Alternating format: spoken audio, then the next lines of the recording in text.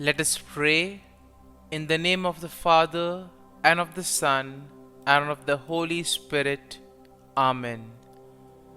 O Jesus, through the Immaculate Heart of Mary, I offer you my prayers, works, joys, and sufferings on this day for all the intentions of your Sacred Heart, in union with the holy sacrifice of the Mass throughout the world, in reparation for my sins, for the intentions of all my relatives and friends, and in particular for the intentions of the Holy Father. Amen. Let us pray for the intentions of the Holy Father for the month of September, for people living on the margins. We pray for those persons living on the margins of society in inhumane life conditions. May they not be overlooked by institutions and never considered of lesser importance. Our Father, who art in heaven, hallowed be thy name. Thy kingdom come, thy will be done, on earth as it is in heaven. Give us this day our daily bread, and forgive us our trespasses, as we forgive those who trespass against us.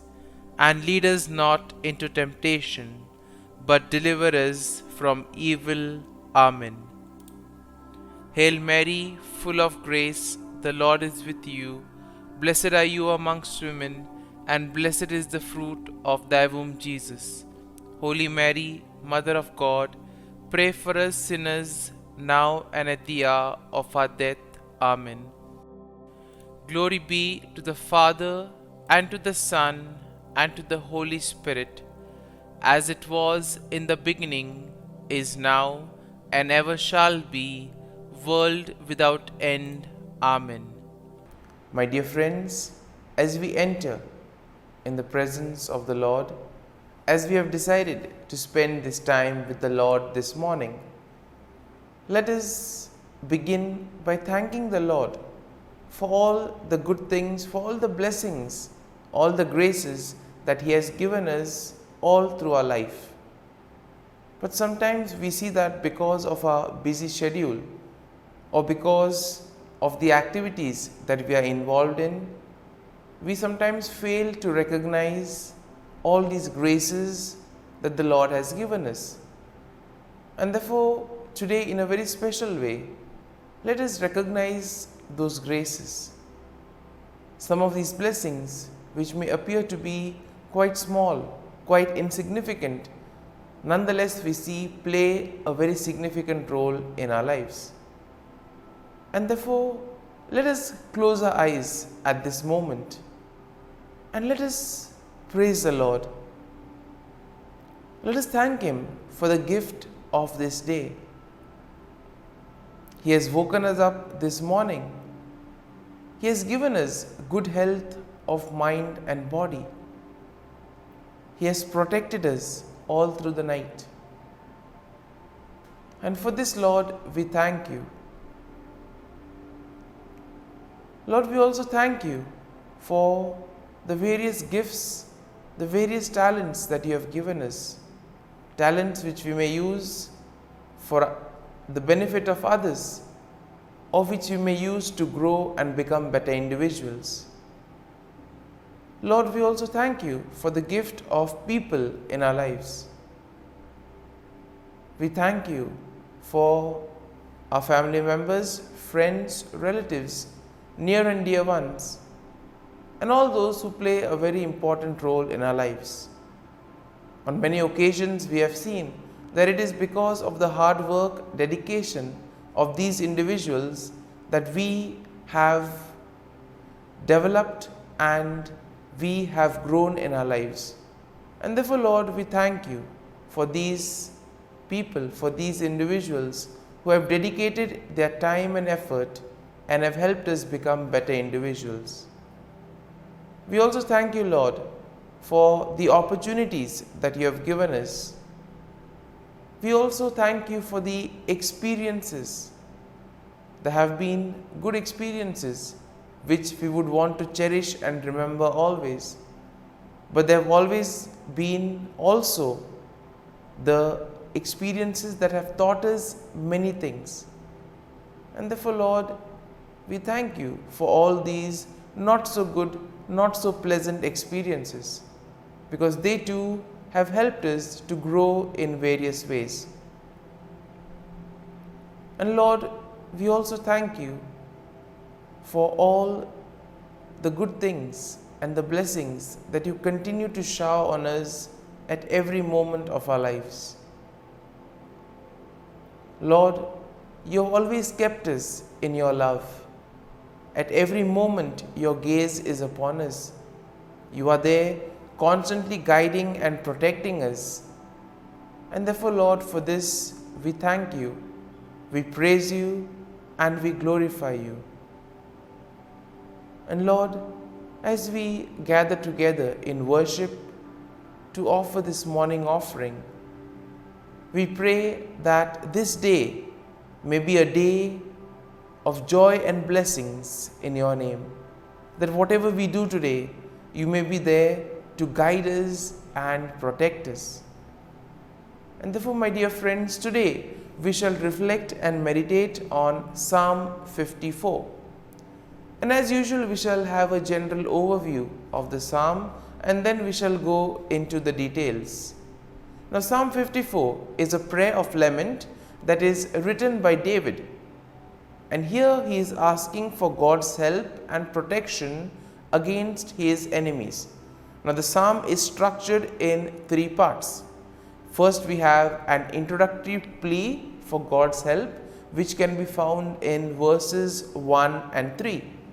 Then you have a description of David's enemies and his trust in God's protection, which we will find in verses 4 to 5. And then you have a final statement of praise and confidence in God's deliverance, which can be found in verses 6 to 7. And therefore, overall, looking at Psalm 54, we see that it expresses David's plea for God's help. And thus, David is also asking God to give him his protection against his enemies.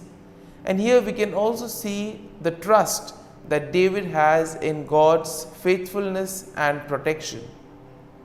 Now we see that David contrasts God's faithfulness with the deceitfulness of his enemies, and therefore he takes refuge in God's name, knowing that he will be protected. And here we see that the psalm emphasizes the importance of turning to God in times of trouble, of having faith and trust in the Lord, and at the same time the hope and confidence that comes in trusting in God's deliverance. And therefore, verse 1 of the psalm begins with David's plea for God's help, asking God to save him by his name and vindicate him by his might. And here we see that David is in distress and he feels helpless against his enemies. And then we see that he turns to God for help. Now, verse 2 describes David's enemies. And how are they described? They are described as strangers and violent men who seek his life. Now, these enemies of David are not named, but they are likely to be associated with the time when David was fleeing from King Saul. And therefore, David notes that these enemies do not set God before them, meaning that they do not fear God or acknowledge his sovereignty. And therefore, this is a good message for us also when we are faced with difficulties, when we have difficult moments in our lives. We can always turn to God, who is ever willing to protect us. Now, verse 3 continues with David's plea for God's help. And here we see that David is asking God to hear his prayer and give ear to his word. David trusts in God's faithfulness and in his ability to answer prayers. And here we also see that David asked for God's mercy and grace in time of need. Verse 4 will then begin the second part of the psalm, in which David describes his enemies and his trust in God's protection. David notes that God is his helper and that he has always been sustained by God's power.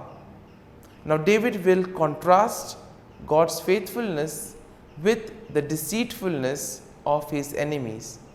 And here we see that David sees his enemies as those who seek to harm him even though he has done them nothing wrong. Sometimes we too may have the same feeling. We have done everything right, but still there are people who persecute us, people who do evil against us. And in this time we can relate to David and see how he went about. Verse 5 continues with David's trust in God's protection, noting that God will deal with his enemies and he will destroy them in faithfulness.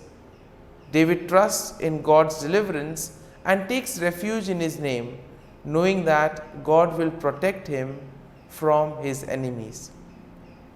And therefore verse 6 now will begin the final section of the psalm, in which David expresses his confidence in God's deliverance, and therefore he gives thanks to God for his help. David notes that God has delivered him from every trouble, and therefore he will look with satisfaction on his enemy's downfall. And verse 7 will conclude the psalm with a statement of praise and confidence in God's deliverance. David declares that he will freely offer sacrifices to God and he will give thanks to God for his name, knowing that God has delivered him from all his troubles.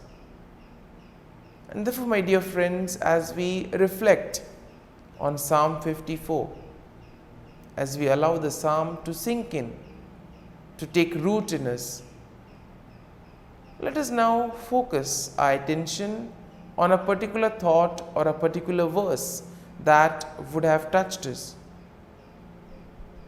And let us remain with that verse, let us remain with that thought, allowing the Lord to guide us, allowing the Lord to show us what is the right path that He has chosen for us. And therefore, my dear friends, as we continue to reflect on this psalm, let us ask the Lord to be with us, guide us, and show us the way. And we ask Him that throughout today's day, that He may be with us, helping us, guiding our steps, helping us to do His will, and thus help Him in building the kingdom of God. Amen. And now we shall spend a few moments in silence, reflecting on this, asking the Lord to guide us, to show us that He is there with us even in our moments of trials and difficulties.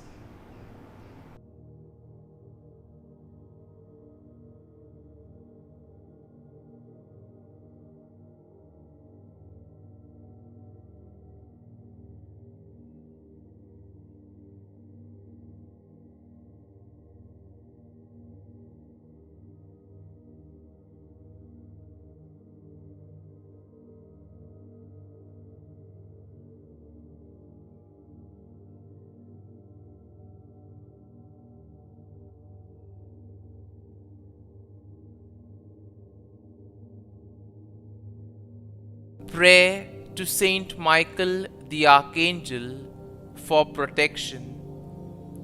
Saint Michael the Archangel, defend us in battle.